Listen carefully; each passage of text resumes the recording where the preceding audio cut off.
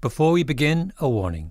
This episode contains material that may be upsetting to some listeners. Not long ago, I drove from Atlanta, Georgia to Birmingham, Alabama. It's a straight shot west on I-20, 150 miles of rolling hills and piney woods. I got off the freeway on the downtown exit just before what the locals call the malfunction junction, and drove a few blocks south until I came to Kelly Ingram Park, which covers a full city block right in front of 16th Street Baptist Church. I wanted to see a statue that stands in the park, a famous statue. I've always loved statues. I find them moving. Don't know why. Maybe it's because they're a representation of something that we have chosen to take seriously, to memorialize in a permanent form. With a statue, you're saying to the future, this is what I want you to remember about my generation. The statue I came to see is at one end of Kelly Ingram Park. It's of a police officer, big guy, menacing, heavy pair of sunglasses. He is a dog on a leash, a big German shepherd, and the dog is lunging, huge fangs bared at a young black boy who's leaning back, hands to his sides, almost like he's sacrificing himself. It's called Foot Soldier. It looks simple, but that statue is not what you think. Trust me. My name is Malcolm Gladwell. You're listening to Revisionist History, my podcast about things overlooked and misunderstood. This episode is the second in what are going to be a few episodes this season on race and civil rights.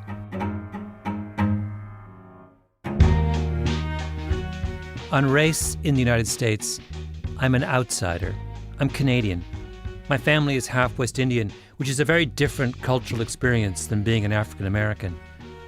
My mom had a friend, a Jamaican, who went down to Georgia once in the 1970s. When she came back, she said the racism there cut like a knife. I couldn't have been more than 8 or 9, and that phrase startled me. It seemed so visceral. But then I moved to the U.S. as an adult, and it seemed like the way race was discussed didn't cut like a knife at all. What I saw around race in the United States was evasion and euphemism. The subject of my last episode was the Brown decision. For half a century, the integration story has been told with all the suffering taken out. Why? Is it really necessary that every grand civil rights narrative be turned into a fairy tale? Which brings me to Kelly Ingram Park and its statue of the police officer and the dog and the boy. There's a nice and tidy story you can tell about that statue. But the real story is much different. Last summer, I got a call from a man who was friends with the widow of the police officer depicted in that statue.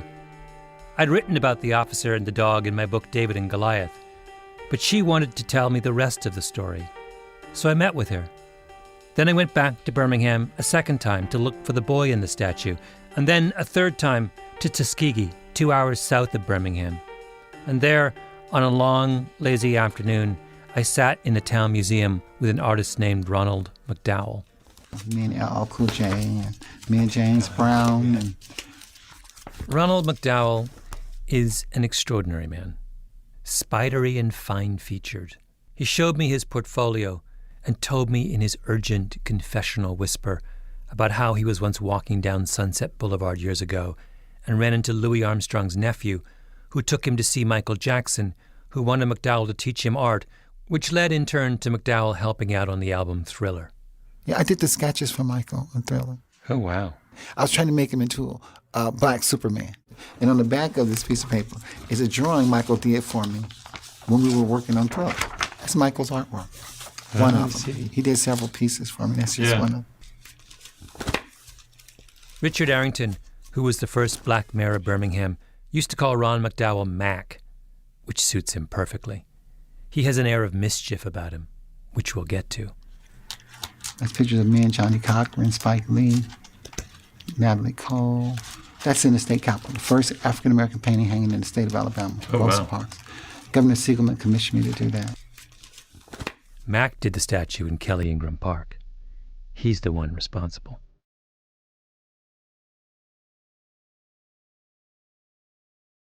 Birmingham is a strange and beautiful place. It was a steel town, like Pittsburgh was, and at the height of the steel industry there was a lot of money there. There's an enormous hill on the south side of town, Mountain Brook, with a gorgeous country club and graceful pre-war homes. That's the wealthy white part of Birmingham. Down the hill is the other Birmingham, where blacks and whites lived in uneasy proximity. They used to call Birmingham the Johannesburg of the South, or Bombingham, because bombs were the weapon of choice for white supremacists who wanted to keep black people in their place. There's an old joke from that period that tells you all you really need to know. A black man in Chicago wakes up one morning and tells his wife that Jesus had come to him in a dream and told him to go to Birmingham. His wife is horrified. "Did Jesus say he'd go with you?" The husband replies, "He said he'd go as far as Memphis." Birmingham was where Martin Luther King staged one of the most dramatic protests of the civil rights movement. And King chose Birmingham for a good reason. He wanted to strike at the symbol of racial oppression, to get ordinary Americans to understand just how bad things were for black people in the South. So through the long spring of 1963, King and his people organized sit-ins to protest segregation, then boycotts, then marches. They called it Project C for confrontation. They were trying to provoke the Birmingham chief of police, a troglodyte named Bull Connor, into doing something so outrageous that it would turn the tide of public opinion in their favor. And that's exactly what happened. May 3rd, 1963. King's people start at 16th Street Baptist Church, right next to Kelly Ingram Park. They come out in waves, marching alongside the park and then continuing on through downtown Birmingham. There are huge crowds, tons of police. In the middle of everything, a photographer named Bill Hudson takes a picture of a white police officer with dark sunglasses and a big German shepherd. The dog is lunging at a young black teenager. The next day, the New York Times publishes the photograph above the fold across 3 columns on the front page of its weekend paper, as does basically every other major newspaper in the country. President Kennedy is asked about the photo, and he's appalled. The Secretary of State says it will, quote, embarrass our friends abroad and make our enemies joyful. It's discussed on the floor of Congress. Editorials are written. People have debates about it. It's exactly what King wants. Something to show the rest of the world just how bad things are in the South. And the tide turns. A year later, Congress passes the Civil Rights Act, one of the most important pieces of legislation in the history of the United States. The Civil Rights Act, people always say, was written in Birmingham.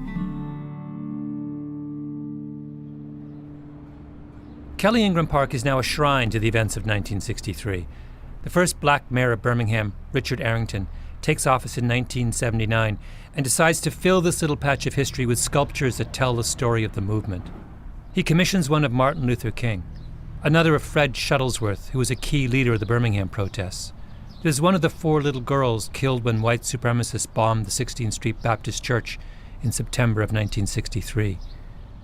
Finally, Arrington turns to the photo, the famous photo, for one final statue. And he calls up Mac McDowell, who's moved out to Tuskegee from California and transformed himself into a kind of house artist for the civil rights movement. He said, I got to get a statue done right, because the people that marched in the movement are complaining about the children don't look like them. The children had white features with black hair, and there were a lot of complaints. And he said, I need you to do a design of this image, this photograph of this boy and this police officer and the dog attacking him. The other artists with sculptures in Kelly Ingram Park are big names, white men with impressive resumes. Mac, a kid from the projects of Oakland, entirely self-taught. He had, in fact, never done a sculpture before, a detail that he conveniently failed to tell Richard Arrington. The mayor just wants Mac to do some sketches, provide a guide. This look on his face was a look of frustration, like, nobody's doing what I want. They're not getting it. None of the sculptors. And I was like, I can't say no to him because he's the powerful wizard. He's the great Oz, of Birmingham. The next thing you know, Mac's doing the whole thing. And I started sculpting it, and 3 hours later, I was complete. And I took it to Arrington I didn't want to think I did it so quick, so I waited a week and took it to him, and he said, "You got the commission. How much?" And so the rest is history. It was unveiled in a special ceremony in May 1995. It's called Foot Soldier because that was the term used to describe the people who marched in Martin Luther King's army. On the statue's granite base, it reads, "This sculpture is dedicated to the foot soldiers of the Birmingham Civil Rights Movement." On a little plaque next to it is the famous photo on which the statue is based. If you want to see a picture of it, we have one up on revisionisthistory.com. And the first people to see it was Stevie Wonder's and Emmett Till's mother. And what I didn't know at the time I did the statue, when you're doing bronze, you have to smooth everything. Because I was untrained, I didn't smooth the rocks. So Stevie was feeling the rocks and he cut his hand. And one of the men in the parks was there, and he told me, he said, I'm getting blood on my hand because Stevie Wonder did. I was like, oh my God. But it's almost biblical. It's almost like he's blessing the park with his blood. Yeah. Stevie got cut on those rocks that I sculpted. Foot Soldier is the most powerful sculpture in Kelly Ingram Park. Nothing else comes close. And maybe that's where the trouble starts.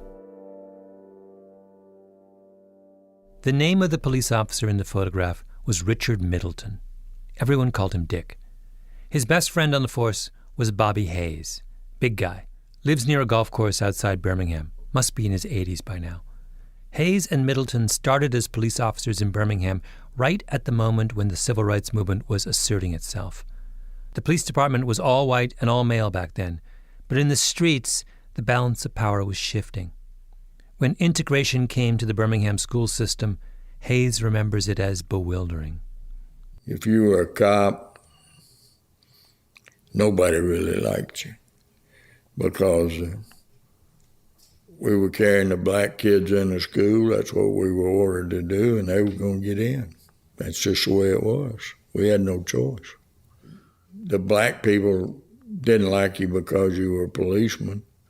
The white people didn't like you because you're protecting the black kids and carrying them in where the crowd, the goofies, didn't want them to go. In 1963, King's protest campaign was headquartered in 16th Street Baptist Church, which is an old red brick building on the northwest corner of Kelly Ingram Park. The protesters would come out in the late afternoon, march around the park on their way downtown. They were trained in nonviolence, marched according to a strict schedule. It was a military operation. Crowds of people would gather to see the spectacle. The police were supposed to keep the protesters and the crowd apart. The protests get bigger and bigger. The crowds get bigger and bigger. It's late spring, so it's starting to get really hot. The police chief, Bull Connor, starts locking up everyone he can. Then Connor says, to hell with it. Bring in the dogs. Of course, there's a lot of noise, a lot of tension in the air, a lot of people yelling and screaming. Bricks started coming in, throwing bricks. It got to be a really ugly sight real quick. Dick Middleton, the cop in the photo, was a member of the city's canine unit. He had a German shepherd named Leo. He and the other members of the tactical unit were posted behind a barricade, a row of wooden sawhorses running parallel to the curb. There's a line of cops and dogs in a kind of no man's land between the bystanders and the protesters. He was inside the barricade. The crowd was on the other side. And they were taunting the police, and of course all we could do is just stand, the police, all they could do was just stand there at that time. Dick was well back. The way he told me, he was 10 yards maybe back of the barricades. And the guy came around the barricade. So here we have a foot soldier in the middle of all the mayhem, cutting through the no man's land towards the sidewalk. And Middleton's German shepherd Leo lunges at him. That's the moment Bill Hudson captures in his famous photograph and Ron McDowell captures in his statue. The confrontation between the innocent foot soldier and the snarling face of racial oppression. Bill Hudson's editor says later that he picked that particular photo out of the many taken that day because he was riveted by the saintly calm of the young man in the snarling jaws of the German shepherd. Here's where the story starts to get complicated. This is an interview today, Saturday, May 25th, 1996, at the Birmingham Civil Rights Institute with Mr. Walter Gadsden of Atlanta, Georgia. Okay, how did you get involved in the civil rights movement? Now, that's one thing that I always had a problem with. I never did get involved with the civil rights movement. Walter Gadsden is the boy in the photograph, the one bitten by Leo. He's a mysterious figure. He was interviewed at the time of the photograph by Jet magazine back in 1963, but only briefly. From time to time, other people have come forward to say that they were the one in the photograph, not Gadsden, but those claims seem dubious. Meanwhile, Gadsden disappears. People try and find him and can't. All that seems to exist is this oral history that you're hearing, done in honor of the unveiling of Ron McDowell's statue. And the interview is strange because it doesn't go the way the interviewer thinks it's going to go. She starts with the obvious question. You were a foot soldier. Tell me how that came about. And he says, I wasn't a foot soldier. But the fact is, the day of that movement, I was supposed to have been in school.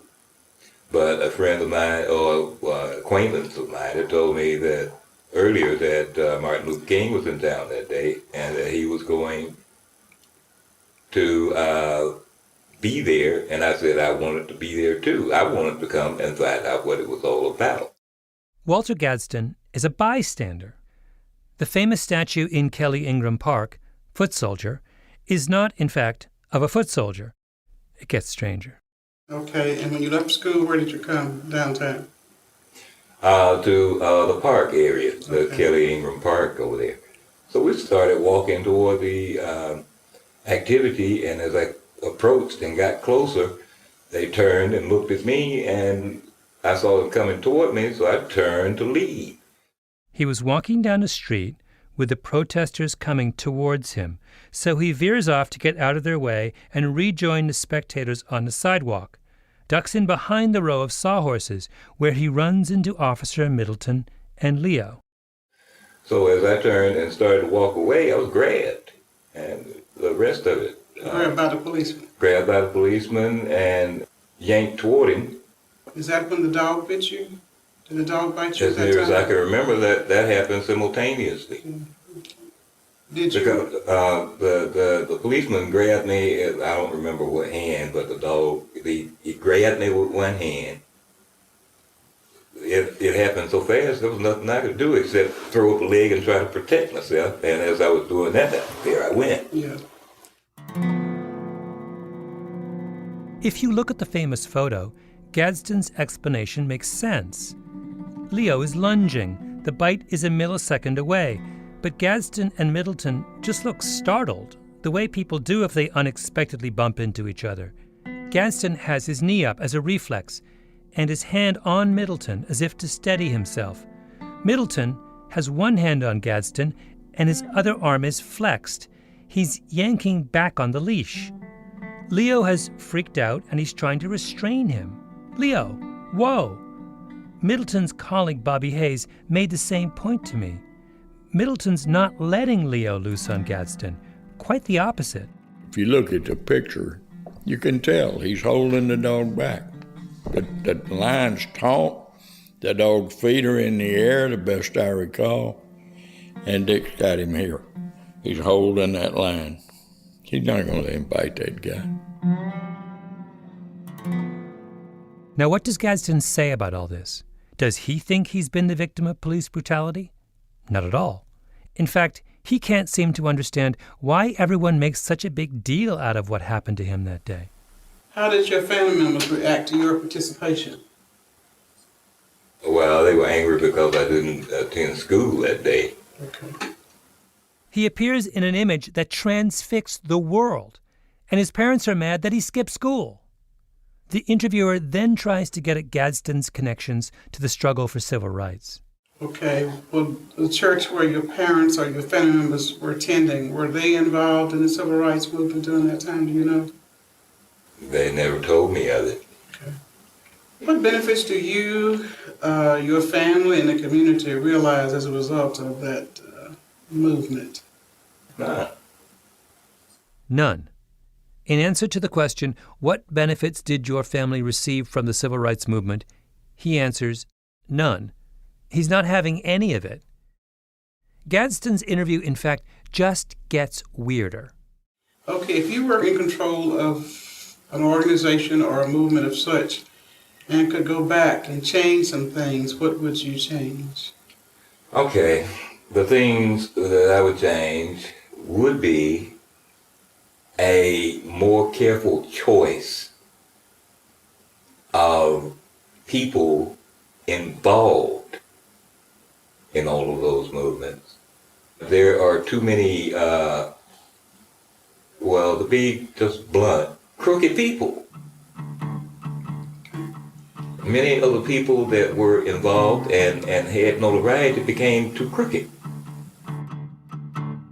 The most famous photograph of the civil rights movement is of a startled cop trying desperately to hold his dog back from biting a bystander who wasn't that much of a fan of the civil rights movement. I'm wondering still, why me? Because I've never had any notoriety whatsoever concerning that picture. That picture was in the paper, but many other people were too. Yes. Many other situations. Buses, bombings. Yes. But they chose to use the little boy at 15 for that statue. The little boy in age, but not the little boy in size. Were you surprised when you found out about it? I was totally flabbergasted. I didn't know what to think. And Gadsden's main objection? He's light-skinned. He says the statue makes him look dark-skinned. That statue doesn't look like me. It looks like a totally different boy. That looks like an African boy. That's the way you feel about it. It looks like an African boy? It looks like an African boy. The color or the features? The features. The lips. The size. You take a look at the picture there and the statue there. The boy's short. I was tall for my age. If you listen to the whole interview, it nearly goes off the rails at this point. The interviewer expected to find a heroic civil rights veteran. Instead, she's getting a grumpy old man still wedded to some of the oldest and most awkward of black prejudices. We're very proud of it, and I hope you will be too. And now that we know who you are, we can add a name under there. That you were the young boy that the sculptor used. Mm. Well,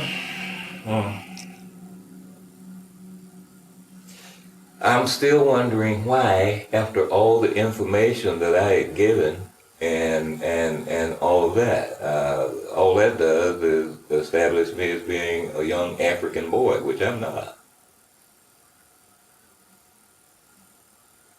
You prefer being called a Negro? I prefer being called what I am, a colored. Oh, you prefer you word colored. I am. Okay. Okay.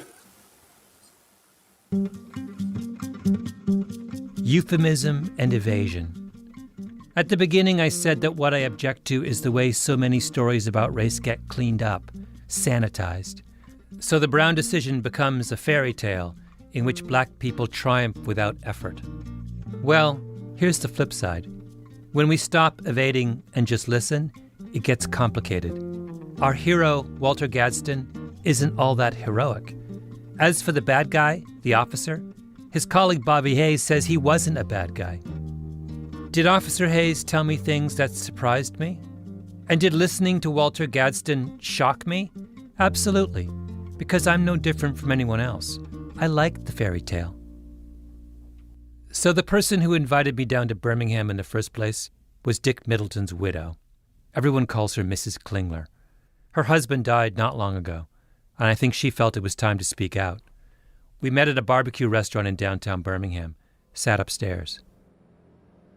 So he's a police officer at a time when Birmingham is obviously going through some very tumultuous times. Can you tell me about that? That was the first 10 years. I'm still learning to speak English. I didn't really know what's going on. I didn't understand what's going on. Mrs. Klingler was from Germany. She met Richard when he was stationed there with the Army. She says what happened on that spring day in 1963 was like a shadow over her husband. He went to work and come home and enjoy the family. But I knew something is going on. Then later on, you see the picture in the paper. He never really discussed it. She had a big book with her, filled with clippings of her husband's career and other photographs from that day in Kelly Ingram Park. She wanted to set the record straight. Her husband was unfairly vilified. He done his job, and he was spit at. He was thrown rocks at, and he did not let the guy put the dog to him. He was holding the leash away from him. If you see other pictures, what happened. This was not the right picture. This was not the truth. This was not the truth. For the longest time afterwards, they got hate mail. So how soon did the letters start coming? Just right, I'm sure right the next month or so when it went all over the world. Just as ugly as you can imagine. Yeah. Did he ever talk to any journalist or, do you know? No. He never gave any No. interviews? He didn't give no interviews because I think he felt like what he was portrayed as, they would not tell the truth. Yeah, yeah. No matter what he say, no matter what he would do, they would not believe him. All they look at the picture, that's all. Do you think your husband suffered? I think he has, yes. There's a statue in Kelly Ingram Park of one of the most iconic moments in civil rights history, and everyone directly involved in that moment thinks it didn't happen that way. Oh, Mac, what did you do?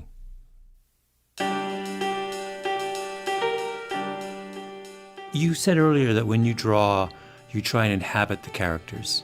Yes. That's So true. tell me your emotional reactions to that photograph. Well, I saw that the boy was maybe about 6'4". The officer is maybe 5'10", 5'9". And I said, this is a movement about power. So I made the little boy younger and smaller, and the officer taller and stronger. The arm of the law is so strong. That's why his arm is almost like straight. And the dog is more like a wolf than a real dog. Because if I'm a little boy, that's what I would see. I would see like this Superman hovering over me, putting this big old giant monster of a dog in my groin area, in my private area. And so that's what I envisioned when I first saw the photographs. And you changed it. In the photograph, I noticed the boy is leaning in, and in your sculpture, he's leaning back. Tell me about that. He's leaning back because I wanted to depict him showing that I'm not going to fight you. I'm not leaving, I'm not moving, I'm standing, but I'm not going to fight you. This is a nonviolent protest. That's why his hands are open and he's going back, like, do whatever you're going to do. Put the dog on me, beat me with the club, whatever you want to do. And I saw all of that when I saw the photograph. We were in the Tuskegee History Center, a museum on Elm Street not far from the university. It's in what looks like an old bank, and it's filled with exhibits to the town's extraordinary history. The infamous Tuskegee syphilis study, the Tuskegee Airmen, Rosa Parks' Tuskegee native. McDowell's work was all over the walls. He took me on a little tour. Then we sat down, and he took out his portfolio. Okay, here are the statues. Those glasses are like... Wait, are the glasses the same? Did you make the glasses bigger too? Mm-hmm. Yeah. They're bigger. Mac has a whole section on the statue. Preliminary drawings, sketches, photographs. So he's almost like a blind officer. He doesn't even see the kid because he's so far beyond that. Kill this nigger. Attack this nigger. He's so past the reality of this is a innocent human child, a human being. That's why he was wearing blind people glasses. That is so interesting, because when you see that's the thing I couldn't put my finger on. The officer is behaving as if he's blind. Mm-hmm. The dog is attacking. He doesn't even see the boy. Mm-hmm. You're the first person I told that to. That's so interesting. See how vicious the dog looks? Oh, my. That was a wolf. Mm-hmm. I did the hair with I didn't know what instruments to use. I did all this with a pencil. Pencil lead, the hairs, and I do the teeth like that. And oh, look at the teeth. Mm-hmm. I did that on purpose. The curved. Oh, yeah. Because if you have a curved tooth, like if you see those werewolf pictures, the teeth are curved, because once there's like a snake, when he bites you, if he doesn't retract him, he's going to rip. It's not going in and coming out. When it comes out, he's going to rip flesh. When you're face to face with the statue, it has historical authority. It's in the shadow of 16th Street Baptist Church inside Kelly Ingram Park, at the actual site of the Birmingham marches. But it's a work of imagination. It's not a literal representation. It's art. Wait, are there other details that, you were saying there's the blind officer, there's the curved teeth on the dog. See, the officer moved all of his anger into the dog, and it's the dog that's attacking the boy. That's what they do with racism. Mac made Leo into a wolf and blinded Middleton and shrank Walter Gadsden until he was tiny and helpless because he was telling a story about Birmingham. That's what history is. Each side writes their own story, and the winner story is the one we call the truth. You don't think white people told their share of whoppers over the years in the South? You don't think that there's a statue in a southern town somewhere of a champion of the Confederacy that makes a hero of someone who was actually a villain? White people got to do that in the South for centuries. Foot soldier is just what happens when the people on the bottom finally get the power to tell the story their way. It was a long time coming.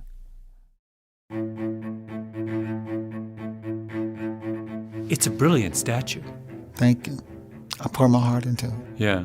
You have some mischief in you. Mm-hmm. What do you mean?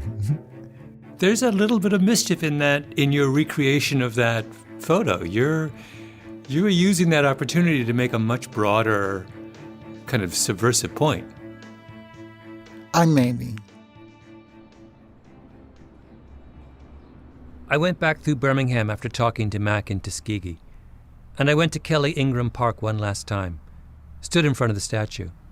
I think everyone who wants to understand the civil rights movement should do that, because of what it means, the hard-won reward of a long and costly battle over who gets to control the stories that make up history. But if you do, just keep in mind that Dick Middleton didn't actually sick his dog Leo on Walter Gadsden, and that Walter Gadsden wasn't actually a foot soldier for civil rights. Mayor Arrington told me right after we did the unveiling, he got hundreds of threats about bombing and tearing the statue up from all over the world. And his response was, I'll just get Mac to do a bigger one and a better one. So they never touched it. Oh, he said, if you destroy that statue, we're coming back bigger. Do you know how many times I begged for somebody? I just hope somebody blows it up so I can do a bigger one.